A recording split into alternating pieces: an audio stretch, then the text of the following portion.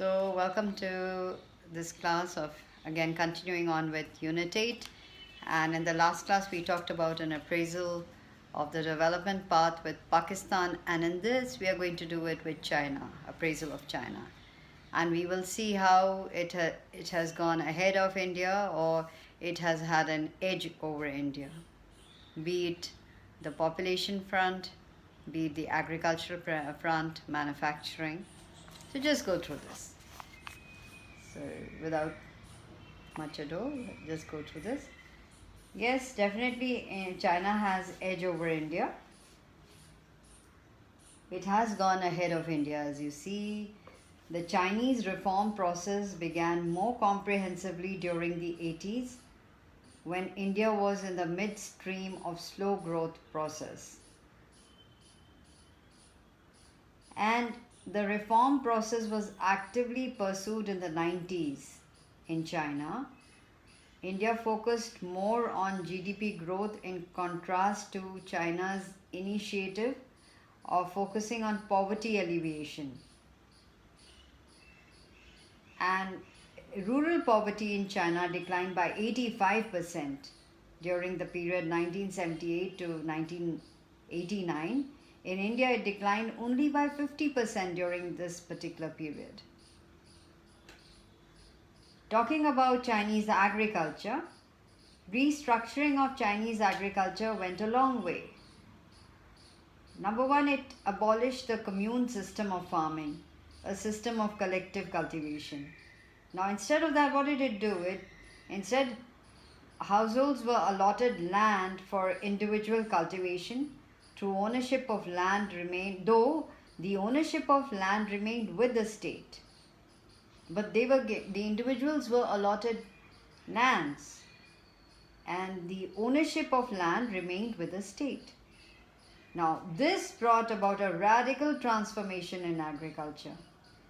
So, and if we see India, in India, agricultural reforms are not as effective. They are far less effective than in China.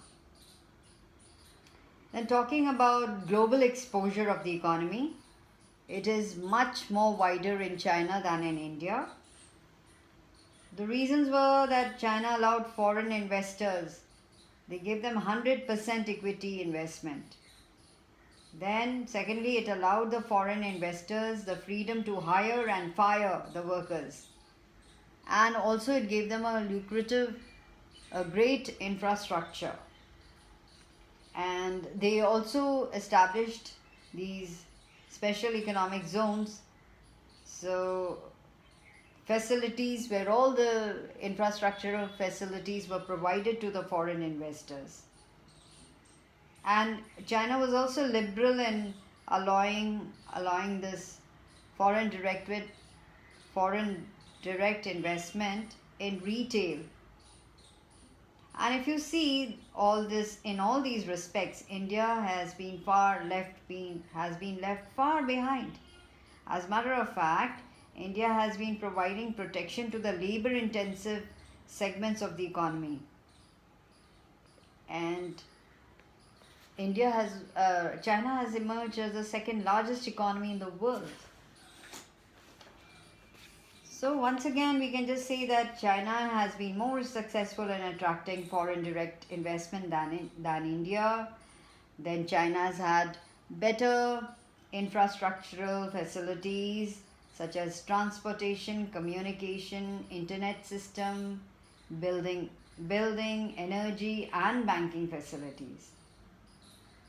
So these reforms in China were favorable to the poor class, as a result of which poverty ratio has come down there substantially. Whereas in India, the economic reforms really could not reduce poverty ratio if we compare it with China. And here we find that China has focused when on its development path in the initial years, it focused on investment in education and health, as a result of which human development indicators are much better in China as compared to India. So, regarding population, India and China occupy first and second place respectively in having largest population in the world, but China has been more successful in controlling it. And China, as we just went through right now, China has a strong export-oriented manufacturing sector, whereas India is lagging behind.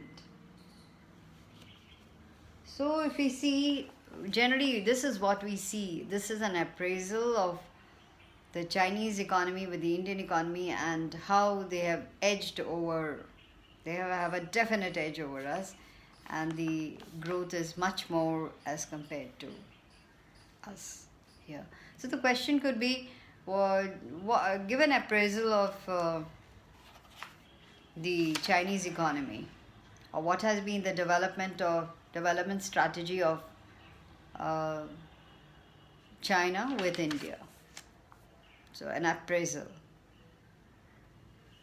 So that could be one question.